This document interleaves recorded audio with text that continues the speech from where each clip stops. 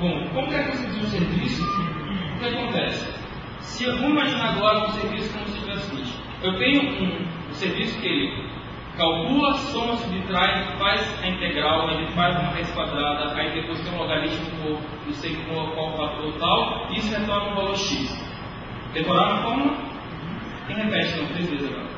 Né? Você tem essa função. E agora você tem o seguinte: você tem uma função de equação, uma função de logaritmo, uma função de soma, uma função de exponenciação, totalmente separada e isolada. Qual você acha que é mais utilizada? A primeira ou a segunda? Quem acha que é a primeira? Quem acha que é a segunda?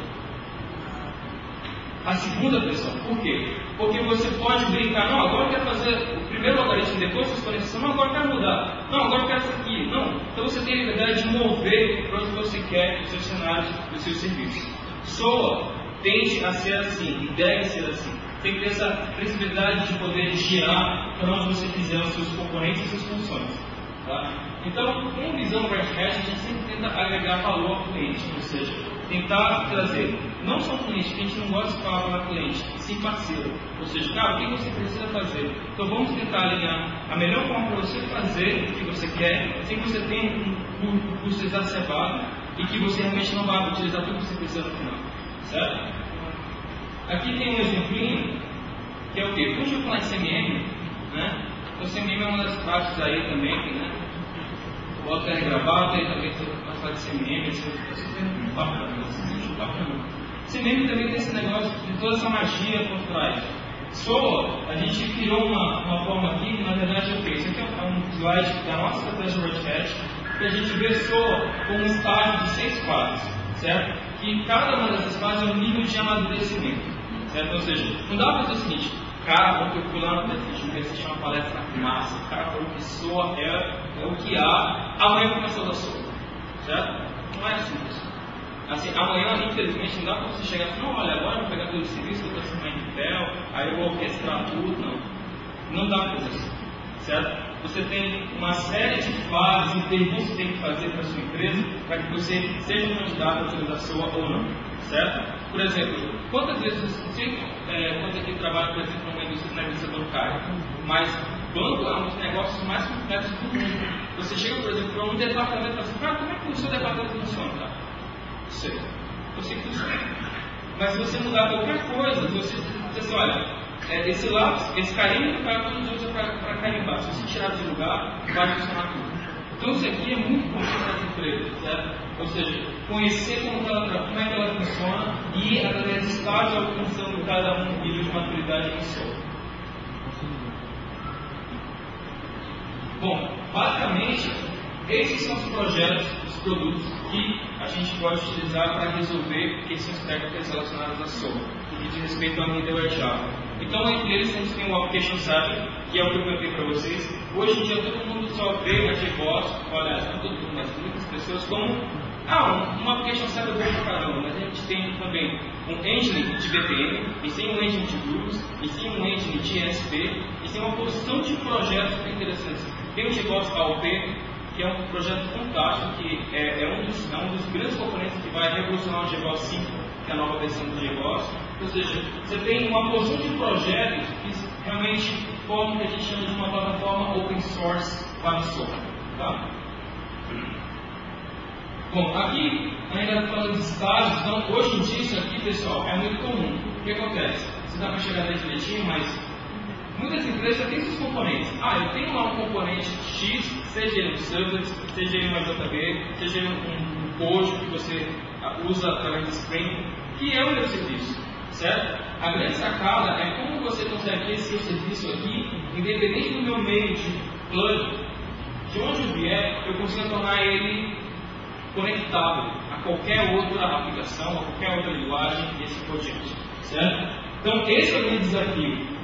Fazer com que aqueles componentes lá outrora separados agora possam funcionar em conjunto. E o que era antigamente um serviço isolado, juntos possam formar um novo serviço. Beleza?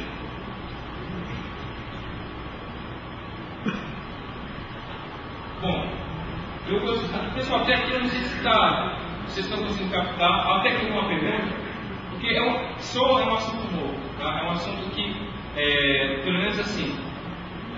Poucas empresas e poucos profissionais assim têm uma maturidade de SOA para poder falar. Eu acredito que eu estou estudando bastante, e só por fato de eu ter uma experiência em ter trabalhado com aplicações, integração de aplicações, é que eu consigo enxergar algumas dúvidas de SOA.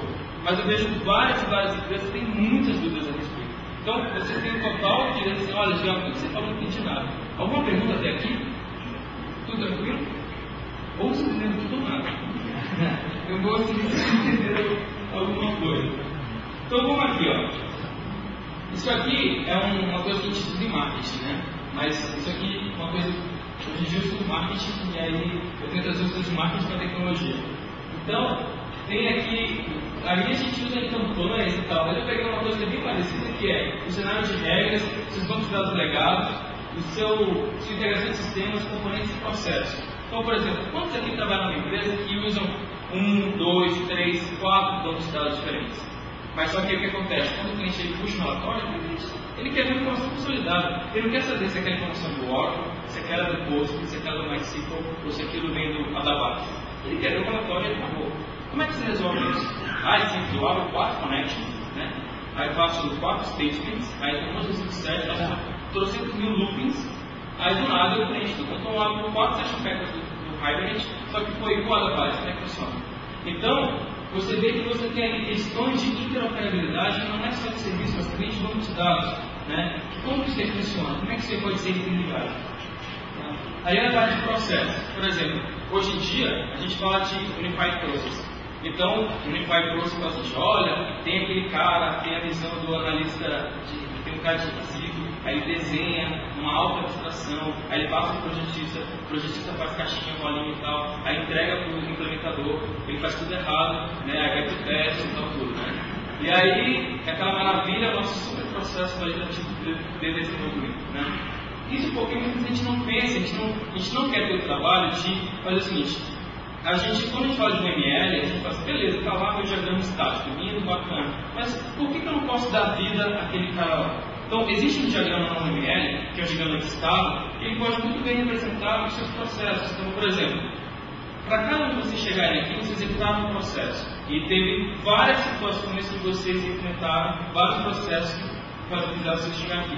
Por exemplo, todo mundo vai entrar aqui fez o vestibular, né? Então, vocês ficam no vestibular. Então, para o cara chegar no início, até vocês estarem aqui hoje, vocês passaram por várias etapas, né? Você tem hoje mecanismos de artefatos que você consegue desenhar esse tipo de coisa, certo? Isso aí a gente pode dizer que são processos, beleza? Deixa eu dar uma avançada aqui. Bom, e aí? E aí basicamente significa o quê? Integração de sistemas, certo? Corporativos. Então, basicamente, não dá para ler nada naquele link, mas ali tem um site, depois eu posso passar para vocês, que é o EAIPartners.com. Lá você encontra todos os padrões de projeto voltados para a indústria de integração de sistemas. Então, se você trabalha, e como eu trabalhei aqui em Brasil no tempo, se você trabalha com uma Caixa Econômica, com o BRB, com o Banco do Brasil, deixa eu ver aqui outros mais. Qualquer, por exemplo, você trabalha numa secretaria que troca informação com outra secretaria, todas essas empresas nesse segmento, eles precisam trocar informações entre vários sistemas, vários departamentos. E observe aqui o seguinte, por exemplo, vou dar um exemplo para vocês. Vocês têm que olhar que informação, ela depende, certo, de quem está visualizando aquela informação. Por exemplo, não sei se vocês aqui conhecem, mas o que as nossas mães acham da capa do disco do Iron Maiden? Né? Minha mãe quer. Mas, beleza. Mas minha mãe tem medo. Assim, acho que é uma coisa estranha, né? Um exemplo, né? Mas pra mim, nossa, aqui é massa. Nossa, essa aranha dessa novo CD é legal pra caramba, né? Então, ou seja, não dá pra você dizer que a informação deve ser tratada da mesma forma por departamento. Então, por exemplo, para um cara de cobrança, o que vale da informação a respeito de você é uma parte. Para o departamento de compras e vendas e marketing, campanhas, é uma outra informação. Então você tem que pensar como é que a informação trafega na sua empresa. Certo? Bom, estilo de integração, você pode tentar inventar um outro, mas esses caras que são os caras bons pra caramba, empresas Matt Fowler, uma porção de pessoas super respeitadas nesse cenário, eles criaram 4 estratégias que são estilos de integração. Seria File Transfer, ou seja, transferência de arquivo, ou seja, ou o famoso, você tem assim, ó, eu tenho um meu sistema A, e como é que eu coloco um B? O A já é um arquivo texto que o B consome, basicamente é isso, certo? Share Database, aquele negócio, eu tenho um banco de dados, mas eu tenho 5 sistemas que eles acessam o mesmo banco de dados, é uma forma de você compartilhar a informação, certo? A outra, você tem invocação de procedimentos remotos. Então, isso aí nos remete a muitos anos atrás, quando a gente falava de COPA, quando a gente falava de com MTS. Não sei se alguém aqui já trabalhava tecnologia nessa época, mas são coisas um tanto quanto antigas, certo? E aí veio os DJBase, enfim, né? E Messaging. Messaging para mim é um negócio assim, muito legal, certo? Porque muitas coisas da nossa vida é baseada em mensagem. E é muito fácil você explicar para uma pessoa como o processo funciona quando você relaciona mensagem, né? Ou seja, a gente sempre acha, puxa, beleza, um componente faz uma ação, ele tem que fazer uma ação. Então pode dizer, olha, eu sou o cara que eu sempre tenho que fazer, mas eu não sei o que faço. Eu só vou delegar para uma outra pessoa fazer, certo? Ou seja, isso acontece muito no nosso dia a dia. Só que essas abstrações simples de coisas funcionais que a gente tem durante o dia inteiro e nossa vida inteira, muitas vezes não remete com tecnologia, certo? Então essas são as 4 formas de você implementar, digamos, integração de sistemas. Aqui, os EIPs, cada um tem uma imagenzinha. Então eles criaram aqui todas essas imagens dos containers, são padrões, certo? Que você pode implementar aqui lá no site do Smith. Olha, o problema, cenário, motivação, solução. Então você vê lá o problema e você vê como resolve. Então você não tem que dizer o seguinte, um pattern, um padrão, ele serve para o quê? Não é para você achar o cara, é só para você dizer o seguinte, olha, eu estou usando um padrão porque um cara lá longe, lá na casa dele, ele teve um super problema lá e ele resolveu dessa forma. Ele resolveu publicar uma forma comum a qualquer pessoa no mundo inteiro de como resolver esse problema. Isso é um padrão, certo? Então muitas vezes não adianta a gente olhar para o nosso umbigo e falar, nossa, eu sou bom pra caramba, eu sou o cara e assim, vou criar minha própria solução. Não precisa. Você tem aqui uma porção de gente que só estuda isso. Se você passa o dia inteiro estudando como você tem um sistema, como salvar a conta corrente, a transação de, sei lá, de store, esse tipo de coisa, tem gente que só passa o dia inteiro estudando só isso aqui. Então com certeza esse cara aqui deve saber mais que eu a respeito disso. Então vale a pena você utilizar, certo? Bom, eu vou fazer o seguinte, eu vou mostrar aqui, primeiro, antes de eu mostrar ESP, que é o Enterprise Service Bus, eu vou passar para a parte de BPM, que é a parte de processo. Então, eu vou mostrar para vocês agora como que a gente consegue mapear processos, certo? Como é que a gente consegue transformar uma simples caixinha numa interação Java, certo? Eu vou tentar aqui, deixa eu abrir aqui minha super ferramenta de desenvolvimento, certo? Quem me viu, né, tem que usar o NetBeans, mas por questões, né, eu adoro NetBeans, não porque eu sou lá, né, mentinho, blá blá blá, mas minha empresa, né, como que eles pagam meu leite? Não, nada contra o aplicativo, nem quando digamos, eu utilizava o NetBeans, eu só acho assim, como eu sempre de padrões, tem algumas coisas no equipe que ainda me irritam mesmo que a alternativa. Então eu vou mostrar para vocês agora, pessoal, o seguinte, uma aplicação bem simples, porque o GBPM não é possível enxergar, né? Se alguém apagar essa luz, alguém apagar essa luz, mas aí eu acredito que é invisível, mas aí é para ver o vídeo, mas não funciona código, não. Não? Tá bom. Bom, pessoal, é o seguinte, faça uma concentração, tá? Então é o seguinte, eu vou mostrar aqui para vocês a nossa ferramenta de mapeamento de processo. Então imagina o seguinte, pessoal, o que a gente espera é endosso. Por exemplo, uma das coisas que mais me ocupam o tempo quando eu volto no escritório depois de uma viagem dessa é fazer um relatório de despesa, né? Então, para exemplificar isso aqui é um fluxo, como é que você acha que é feito um relatório de despesa? Vamos supor que eu trabalho essa música com a Fernanda, eu posso chegar lá e falar assim, Eu viajei lá para Recife e gastei R$2.000. Você acha que assim funciona? Né? Me paga? Não. Tem toda uma tramitação, né? Você tem que ter algumas regras, você tem que ter as notinhas tem que ver se você gastou, está no seu, digamos, aprovável, né? Se tiver, isso vai para uma aprovação, o seu gerente aprova, aí a pessoa tem que mandar para o banco fazer um doc, aí te manda um e-mail. Então tem uma série de coisas que acontecem numa aprovação de crédito ou de reembolso. Então aqui eu fiz bem simples, que é o quê? Um processo que tem o início, ele tem o entrega regulatório e o final, certo? Isso aqui eu fiz super simples porque esse é um dos frameworks que quando as pessoas tentam ter o primeiro contato, ele é um cara que é muito simples de entender como que ele funciona. Mas eu vou, assim, como diria o nosso amigo Cantec, se você entender isso, assim, eu já estou ultra super feliz, o Giro Cantec pode ir embora, mas eu tinha visto que falava isso. E aí, eu tenho aquela caixinha ali, para vocês, ela é o quê? Uma caixinha, entrega no corte, certo? Só que, o que acontece? Se eu girar o boné, né, voltar seu bonézão, eu tenho aqui, ó. Se voltar seu developer, eu tenho aqui Programs, Events, Node Lead, Action. Então, ou seja, aquela caixinha, ela tem um evento, que é o Node Lead. Ou seja, ao sair dessa caixinha, ao sair desse nó, o que eu faço? Certo? Então, ao sair dessa caixinha, você vai chamar uma classe aqui. Não precisa saber daí, mas essa classe aqui, ó. Entrega report action. Cadê essa classe? Então essa classe está aqui. No meu VPN.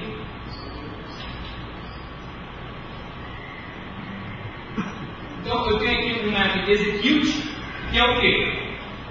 É justamente quando eu saio daquela caixinha, ele chama, opa, o cara está saindo. Então chama para mim qual a classe que executa o que o cara quer quando sai da caixa. Né? E aqui eu tenho um exemplo que é só o quê? Eu tenho se vocês quiserem, eu posso dar esse para vocês. Eu acho ele super didático, ele é inútil do ponto de vista real, mas ele te mostra como você pode usar VPN de forma fácil, porque eu conectei toda a parte de servlet ao VPN. Então é o VPN que responde o request response, certo? Então isso aqui é um negócio bem interessante. Então eu passei para dentro da camada de VPN toda a minha tramitação de modo de controller. Então, como tem muitas pessoas que falam em struts, e aí o cara sabe manipular o action dos struts, ou seja, isso aqui, isso vai trazer isso e não vai de struts, certo? Então, eu tenho outros processos mais complexos aqui nessa aplicaçãozinha, que é, lá no seu Java, a gente tem lá a submissão de palestra. Não sei se dá para enxergar dele direito, mas deixa eu dar aqui. Não posso, mas não posso ler aqui. Beleza. Mas observe que tem aí, ó. No meu processo é o seguinte, olha, o cara ele inicia dentro da palestra, aí faz o quê? Ele vai para uma pré-qualificação. Então a pré-qualificação vê se esse palestrante passou as notas dele no ano anterior, blá blá blá. Se ele for pré-qualificado, ele vai pré-qualificado. E ali, ó, ele vai para um nó, que é esse nó bem aqui, ó, que é um nó de tarefa. Certo? Aqui, por exemplo, eu poderia colocar um outro nó. Eu poderia colocar um nó de tomar decisão. Certo? Que é justamente esse cara aqui, ó, o decision. Ou seja, cair nesse nó, ele vai ter que fazer alguma coisa, um verdadeiro ou falso. Então, o que eu estou fazendo aqui, pessoal, é o quê? É programando. Só que vocês estão vendo o código aí? Não. Por isso que a gente chama programação orientada a gráficos. Na verdade, é gráficos, mas não vou falar gráficos. Certo? Justamente o GOP. Certo? Que é Graph Oriented Programming. Ou seja, você programar, você dizer que cada ação do sistema é uma caixinha daquela. Cada caixinha tem um comportamento diferente. Você tem state, tem node, tem decision, fork, tem uma porção de tipos de casos. Mas se você passa aqui para um cara de requisito, um projetista, ele vai ter essa visão. E você como implementador, ou você como arquiteto, vai ter que oferecer, beleza. Mas essa caixinha aqui, ó, por exemplo, quando chegar aqui, o que eu faço com a área? Né?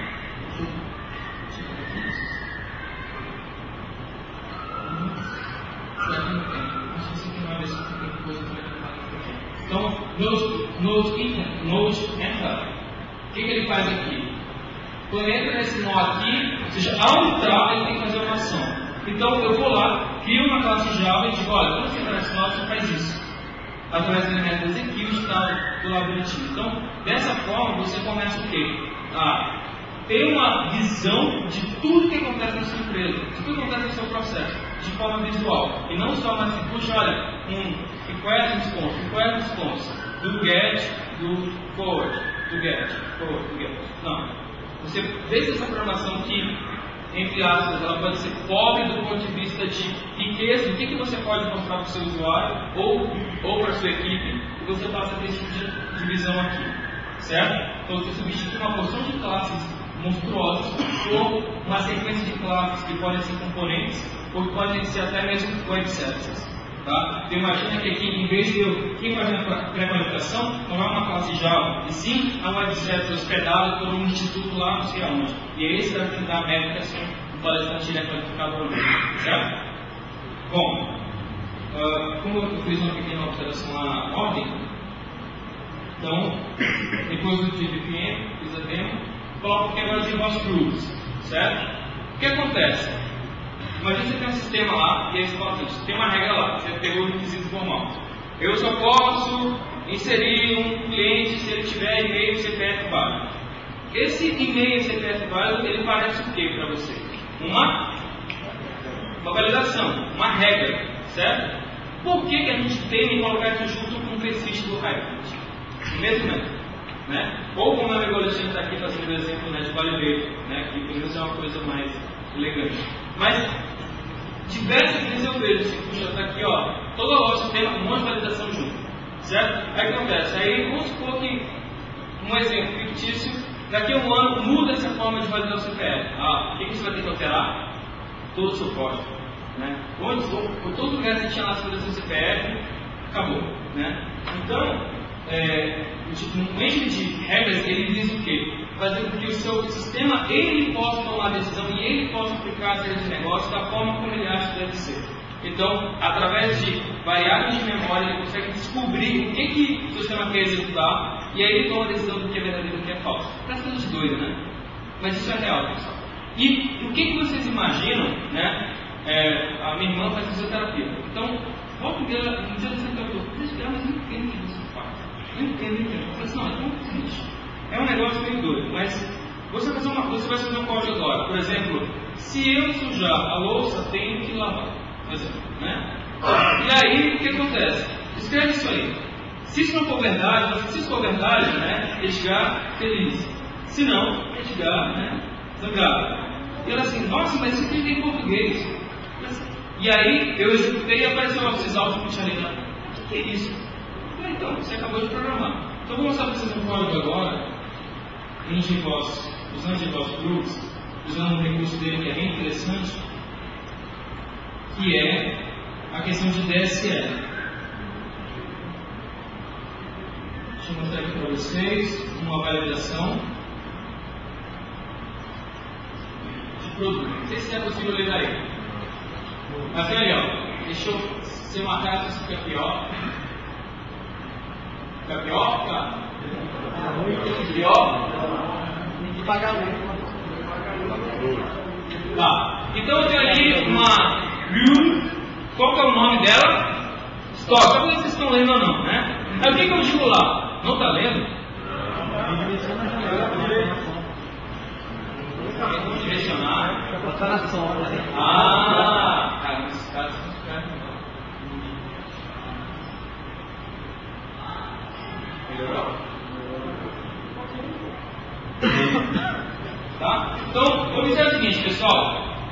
Né? Isso foi engraçado que hoje num cliente ele falou assim, não, isso é mentira, isso não funciona. Né?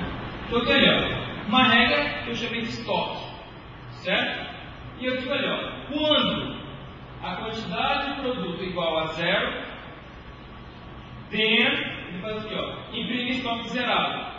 Imprima alguma coisa e chame o comando de continuação do produto. Vocês acreditam que isso funciona? Hã? Então, o que acontece, pessoal? Isso aqui é uma das coisas mais nicho do desenvolvimento moderno hoje em dia, que é engine de regras. Ou seja, você conseguir isolar toda a parte de regra de negócio, certo? De validação do seu sistema, certo? E deixar o sistema fazer, só tem que fazer. Persiste no hybrid, persiste lá no meio, mas regras eu trato de uma forma diferente. E pense no seguinte, vários sistemas, tem sistemas especialistas, sistemas que na área de telecom, de finanças, de saúde, você não tem um usuário no seguinte, olha, pode fazer isso, pode fazer aquilo. Por exemplo, imagina o seguinte, imagina um sistema de segurança bancária. Imagina que eu tenho o seguinte, olha, eu moro em São Paulo, moro na Vila Olímpia. Então imagina que o meu cartão vai ser extremamente utilizado em São Bernardo. São Bernardo. Poxa, mas por que esse cara que mora na Vila Olímpia ele usa tanto São Bernardo? Se ele nunca usou antes. E por que do nada agora ele está usando o cartão dele, sei lá em Macapá, ou lá em Erechim? Por que isso está acontecendo? Você não acha que é uma coisa estranha de comportamento? Ou seja, você acha que eu vou ter um ano olhando tudo que eu estou fazendo? Não. Eu tenho que ser um especialista que cuide disso. Então, regras como essa, elas são executadas num fluxo, e esse fluxo ele tem variáveis que você pode determinar o que vai fazer ou não. O quê? Uma regra, basicamente, ela tem o quê? Ela tem uma condição e uma consequência. Certo? Tipo assim, se o ferro está quente e você tocar nele, né? Você vai ter um resultado, uma condição, ou seja, tem uma de ação e reação. Uma regra é a mesma coisa, pessoal. Então, vamos parar de falar sobre esse detalhe aqui. Como é que isso aqui é feito?